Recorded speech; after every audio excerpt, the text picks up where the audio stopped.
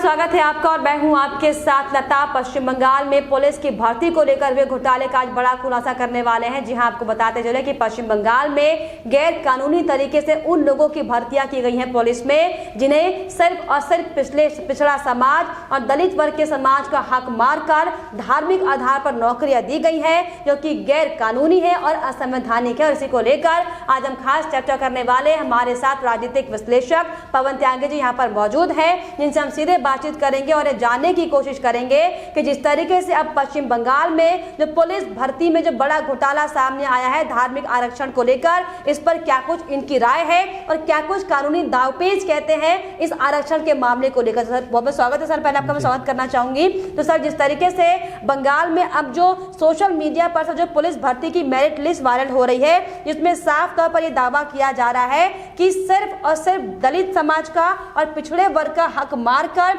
सिर्फ मुस्लिम कैंडिडेट में यहाँ पर कहूंगी, क्योंकि सारे जो नाम है वो मुस्लिम नेम उसमें है, शामिल है उस लिस्ट में, सिर्फ मुस्लिम कैंडिडेट को फायदा दिया गया है। तो साफ तौर पर धार्मिक आरक्षण के तौर पर यहाँ पर गैर कानूनी तरीके से पुलिस की भर्तियां की गई। सर, इसको आप कैसे समझ रहे हैं और क्या कुछ इस पर कानूनी दावपेच आप देख पा रहे हैं? देखिए, देश की आजादी के बाद जब बाबा साहब अंबेडकर ने ये संविधान बनाया था, उस समय देखा गया था कि हमारे देश में अनुसूचित जाति जनजाति के लोग, उनकी बहुत दयनीय स्थिति है। सबके पास जमीन है, जायदाद है, उनके रहने का स्तर ऊंचा है, लेकिन जो दलित वर्ग है वो उनके पास ना तो जमीन थी, ना बच्चे पढ़े लिखे हैं और रोजगार उनका कुछ था नहीं। मजदूरी करके वो अपना भरण पोषण करते थे और इसलिए बाबा साहब अंबेडकर ने एक व्यवस्था की, आरक्षण की। और ये जो आरक्षण की है, ये संविधान की अनुसूचित जाति पैरा 3 में है, लेकिन इसमें स्पष्ट रूप से ये लिखा है कि यदि कोई व्यक्ति अपना धर्म परिवर्तन कर लेता है, यदि वो ईसाई या मुस्लिम बन गया, इस्लाम धर्म स्वीकार कर लिया, तब उसको ये आरक्षण का लाभ ना दिया जाए। स्पष्ट है।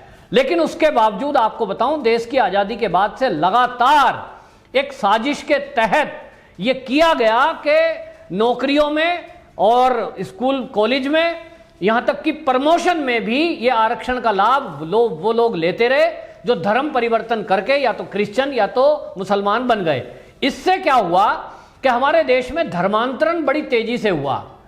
देश की आजादी के बाद जो जनसंख्या का अनुपात है वो तो है ही है एक कारण कि मुस्लिम आबादी आज 30 करोड़ से ऊपर हो गई है, क्रिश्चियन आज 3 करोड़ से ऊपर हो गए हैं, जो देश की आजादी के समय कुल 70 लाख के करीब थे।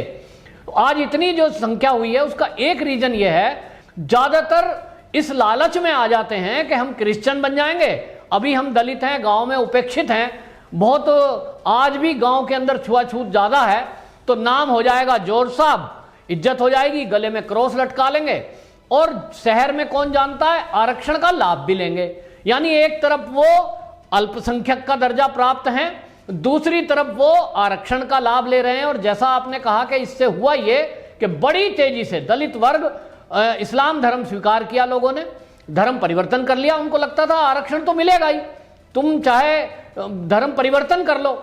लेकिन जब ये मोदी सरकार आई, मोदी सरकार के आने के बाद इस पर विचार हुआ, और ये विचार भी आपको बताऊं तब हुआ है जब सुप्रीम कोर्ट में ये एक फैसला गया था आंध्र प्रदेश का। हाई कोर्ट ने बाकायदा इस पर टिप्पणी की थी, उसके बाद वो सुप्रीम कोर्ट गया और सुप्रीम कोर्ट में बाकायदा ये टिप्पणी की गई कि यदि ये क्यों दिया गया, दशा सुधारने के लिए लोगों की, यदि इस आरक्षण को जारी रखा गया जातिगत आधार पर, धर्म के आधार पर, जाति को दिया गया था, धर्म को आरक्षण नहीं दिया, ना ईसाई धर्म को मिला है ना क्रिश्चियन धर्म को मिला है, यह दिया गया है अनुसूचित जाति, अनुसूचित जनजाति या ओबीसी को। आप अगर धर्म परिवर्तन कर लेते हैं तो इससे क्या होगा, ये जस्टिस बोबड़े की टिप्पणी है बाकायदा।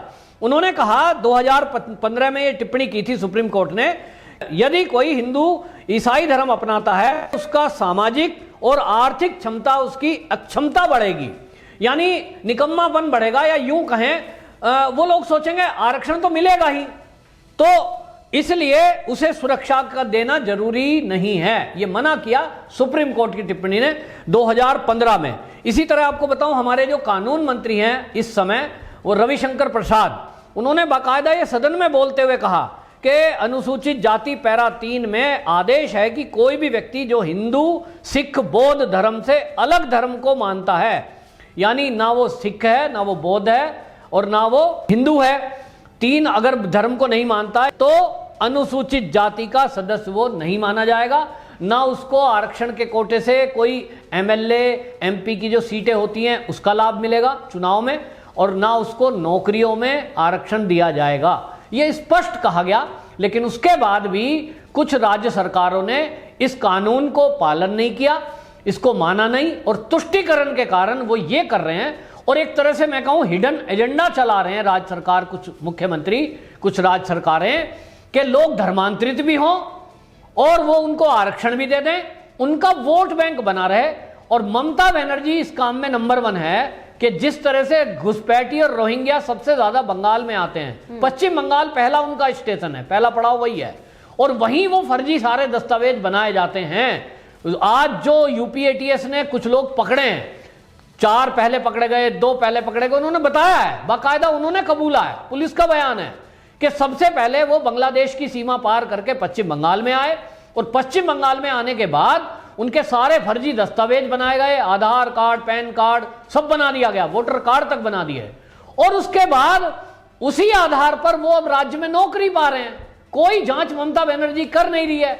ममता बनर्जी ने घोषणा कर दी है सीएए में लागू नहीं होने दूंगी, यानी उनका पक्का यह कहना है कि जो भी घुसपैठी आ गया है 2-3 करोड़, उन सबको ममता बनर्जी पूरी सुविधा देंगी जो वो अपने राज्य के अन्य लोगों को दे रही हैं। अब यहां बात आती है कि पश्चिम बंगाल में जो दलित वर्ग है उनके लिए आरक्षण है नौकरी में। संविधान बाबा साहब अंबेडकर का तो यही कहता है, लेकिन उसकी जगह वो मुसलमानों को ले रही हैं, और उनकी दलील क्या है कि साहब ये तो दलित हैं, यानी धर्म परिवर्तन के पहले वो दलित थे, धर्म परिवर्तन कर लिया, और ऐसे लाखों लोगों ने धर्म परिवर्तन पश्चिम बंगाल में किया है।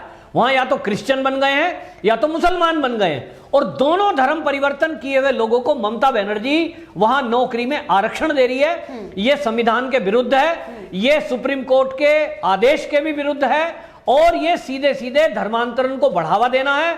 और सबसे खतरनाक बात यह है कि इस भर्ती में यह एक अलग से जांच का विषय है, इसकी केंद्र सरकार सीबीआई से जांच कराए कि इस भर्ती में तुरंत पहले तो रोक लगे, और इसके बाद इसकी जांच होनी चाहिए कि इसमें कितने ऐसे लोग हैं जो बांग्लादेशी घुसपैठी या रोहिंग्या भी इसमें पुलिस की नौकरी में भर्ती हो गए हैं, जिसकी संभावना बहुत ज्यादा अधिक है, क्योंकि राज्य सरकार बांग्लादेशी घुसपैठी और रोहिंग्याओं को इतना बढ़ावा दे रही है। और जिस तरह से हम देख रहे हैं कि पुलिस पक्षपात वाला रवैया कर रही है कि भाजपा हो, संघ हो, और या जो दलित हो, उनके साथ अत्याचार में वो कोई काम नहीं करती, और इसलिए इनकी जांच होनी बड़ी जरूरी है और इस पर रोक लगनी जरूरी है। जो भी राज्य इस तरह का काम कर रहे हैं तत्काल केंद्र सरकार को एक्शन लेना चाहिए और इस पर एक नोटिस जारी करना चाहिए। जब सुप्रीम कोर्ट टिप्पणी कर चुका तो कोई भी धर्म परिवर्तन यदि करता है उसको यह लाभ नहीं दिया जाना चाहिए। यह दलितों का हक मारना है, जो कि बहुत ही भयंकर अपराध है। जी, तो सर जिस तरीके से आपने पुलिस का यहाँ पर जिक्र किया, अगर हम बंगाल की बात करें सर, पिछले 2-3 महीनों से हम लगातार देख रहे हैं कि बंगाल में हाहाकार मचा हुआ है, बमबाजी की जा रही है, लेकिन पुलिस जो प्रशासन है वो मूक दर्शक बने बैठा है। तो क्या सर यही बड़ी वजह है कि गैरकानूनी तरीके से, जिस तरीके से सिर्फ अगर कहा जाए कि रोहिंग्याओं को यहाँ पर भर्तियां दी गई हैं गैरकानूनी तरीके से, और यही बड़ी वजह है कि वो मूक दर्शक बने बैठे हुए हैं और बंगाल में जो हिंसा हो रही है उस पर कोई कार्रवाई नहीं की जा रही? बिल्कुल, इसकी संभावना बहुत ज्यादा है। ममता बनर्जी 10 साल वहां शासन कर चुकी हैं। अभी ये लिस्ट इसलिए आ गई क्योंकि ममता बनर्जी का अभी मैटर सोशल मीडिया पे छाया हुआ है। वहां राष्ट्रपति शासन लगाने की मांग चल रही है। लगातार केंद्र सरकार और जो हम वहां के राज्यपाल हैं जगदीप धनखड़ जी, उनकी मीटिंग्स चल रही हैं, तो इसलिए मुद्दा गर्म है। पिछले 10 साल में ममता बनर्जी ने किस डिपार्टमेंट में क्या किया, ये पूरा जांच का विषय है। कितने रोहिंग्याओं को उसने भर्ती कर दिया होगा। और इसलिए आप देखिए, जो आपने कहा कि जो 2 तारीख को चुनाव के रिजल्ट आए हैं और जिस तरह से स्पेशली दलितों को निशाना बनाया गया और उनके बच्चियों के साथ रेप हुए हैं, उनके घर जला दिए गए, उनको मारा पीटा गया, लूट लिया गया, शादियों के सामान रखे थे वो तक लूट लिए, और जब वो थाने में गए तो उनकी एफआईआर दर्ज नहीं हुई। पुलिस ने कोई एफआईआर दर्ज नहीं की।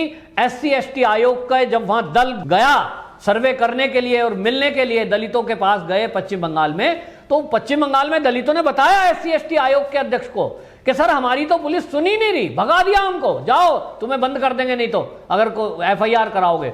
और 1-2 मामले में FIR हुई, तो उन्हीं गुंडों को बता दिया गया कि ये आदमी है, इसका ये एड्रेस है, ये फोन नंबर है, तुम्हारे खिलाफ एफआईआर करा के गया है।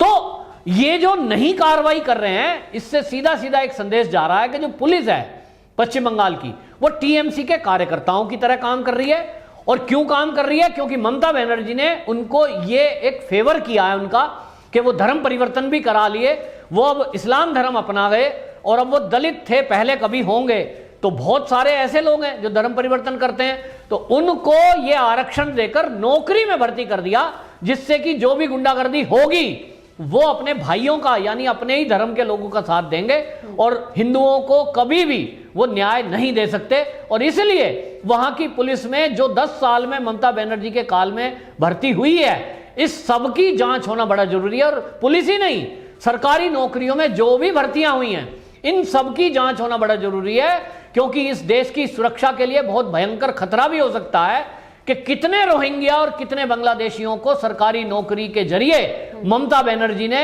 वो जॉब दे दिया है जो विदेश से आए हैं। ये एक बहुत गंभीर मुद्दा है, क्योंकि आपके पास पुख्ता सबूत हो गया, आप गवर्नमेंट एम्प्लॉई हैं, आपके पास पुलिस में आप हैं, आपको बाई चांस वहां केंद्रीय सुरक्षा बलों की साथ में ड्यूटी लगा दी गई, तो आप तो जो बांग्लादेशी घुसपैठी हैं उन्हें ढूंढेंगे ही नहीं। कल को सीए लागू होने का नंबर आएगा, सीए लागू होगा, ये पुलिस वाले वही रहेंगे जो रोहिंग्याओं के परिवार से हैं या घुसपैठी हैं, तो ये तो खोज के कौन लाएगा, कौन बॉर्डर से पार कराएगा? पुलिस का काम होता है।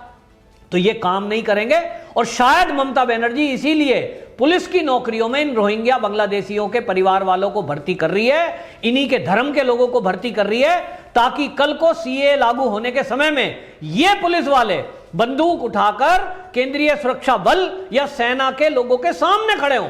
ये गृह युद्ध कराने की एक सोची समझी रणनीति, एक बहुत बड़ी साजिश ममता बनर्जी की तरफ से शुरुआत की जा रही है। तो ये थे हमारे साथ पवन त्यागी जी, जिनका साफ तौर पर कहना है कि सिर्फ और सिर्फ ममता बनर्जी राजनीतिकरण करने के लिए इस तरीके से अवैध तरीके से भर्तियां कर रही है, और यही बड़ी वजह है कि बंगाल में लगातार पिछले कई महीनों से हिंसा का तांडव जारी है, और जो पुलिस अवैध तरीके से भर्ती की गई है बंगाल में, वो इस पूरे तांडव पर कार्रवाई करने के बजाय मूक दर्शक बनी बैठी हुई है, जिसको निरस्त करना चाहिए, जिनके खिलाफ कड़ी कार्रवाई करनी चाहिए। लेकिन फिलहाल इस पर आपकी क्या राय है, हमें कॉमेंट करके जरूर बताइए। साथ ही साथ हमारे चैनल को सब्सक्राइब करना भी ना भूलें।